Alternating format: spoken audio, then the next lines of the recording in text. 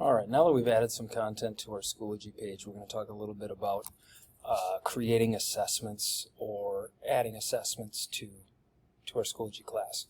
Now, Schoology assessment, an assessment is going to be anything that you are going to be having the students do that you're going to be putting into the gradebook. Those should be stored somewhere in either the formative assessment file, folder, or the summative folder, depending on what type of an assessment that it is. So a lot of us are going to be having assessments that come from third-party curriculums, like some from Amplify, some Discovery Ed, some from McGraw-Hill, and a lot of us will be creating our own assessments just on our own. So they're going to be coming from a lot of different areas. However, the place that they should be housed should all be in that formative assessment or summative assessment folder. That creates some organization, and your students are going to know right where to go for all the things that they're going to be assessed on for your class. So in this video, what I'm going to talk about is a couple options that you have if you're going to create your own. I'll talk later about assessments from some of our third-party curriculums, but this is if you're going to create one on your own. So I'm going to go into the formative assessment folder for Module 1, and this is where I'm going to add it. So I'm going to go up to Add Materials, and I'm going to have a couple options.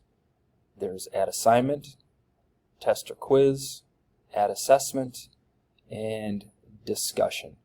Those are the four that you're most likely going to be using for an assessment, and I'm going to suggest or try to push you in the line of starting with using this Add Assessment.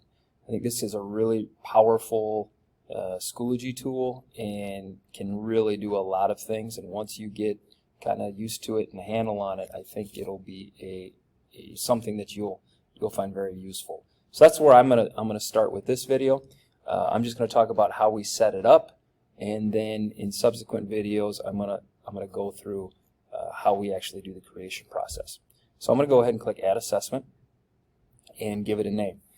Now, whether we're getting assessments from third parties like Discovery Ed or McGraw-Hill, or you're creating your own, I would really spend some time and develop a consistent naming or numbering system for your assessments. I'm going to give a shout out to Mr. Fremming here. I stole this system from him, but I give all of my assessments a 4-digit code and kind of explain what that means. So I'm in Module 1, and this is my first assessment, so I name it 0011 for Module 1, Assessment 1. And then I name it, this is Formative 1, and then I give it a name.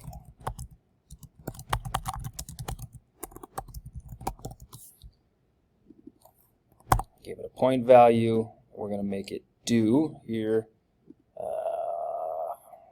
first week of school. You want to enable this.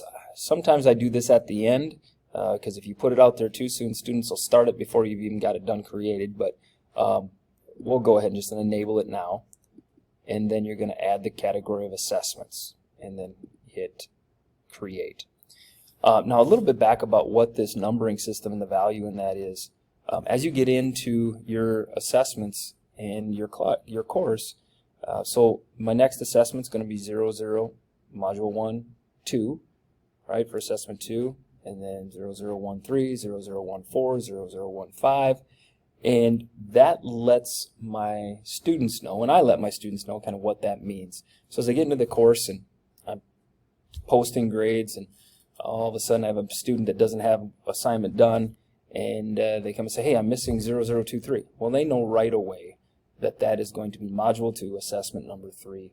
They know exactly what folder to go to, what module to go to in order to either make that up or get that completed. So it creates an organization both for you as a teacher, but also for your students. All right, we're still on the setup page, and it will default to some specific settings. I usually leave it at the default. The one thing that I do come down and change is in the student settings. I allow students to view it once they have it submitted, and that way after you've assessed it and they get it back, they can see the results. You don't have to, but I usually do that. That way students can see how they did. There's time limits. You can randomize things, different things that you can read through. But that's the big one that I change right away. And then I go ahead and hit save. All right, in the next video we'll talk about what we do now that we have this created is, all right, how do we actually create the questions and what the students are going to do. So I'll see you in the next video.